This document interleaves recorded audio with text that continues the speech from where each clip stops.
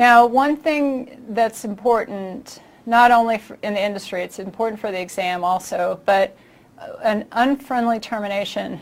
So when you know that you have a problem child, you know that you're firing somebody and they're not going to be very happy about it and they're going to be revengeful, you need to, of course, follow all of the things that I talked about. But one of the most important things is to get that account, their account to the network, turned off or disabled.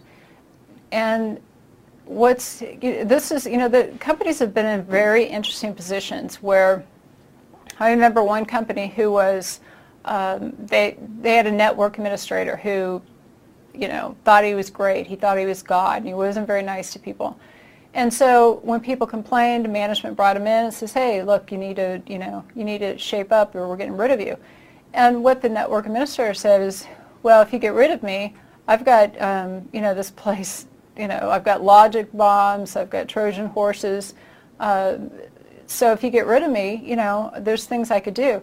So management was scared, and they didn't fire him. And then he continued with, not being good to people and everything. And they did fire him. And then he erased 2 of their whole databases, all their information. And that's just one story. There's a lot of stories that we don't hear about that people carry out. And that's because they have to have privileged access to our sensitive data. They're the ones, like the administrators or the engineers have direct access. So you need to really understand who has what type of access, especially in our environments where we don't have an overall identity management access control program, which means you can pull access from all systems at one time.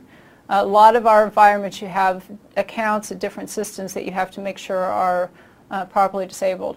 So if it's an unfriendly termination, it's important to make sure that they don't have access to the system right away.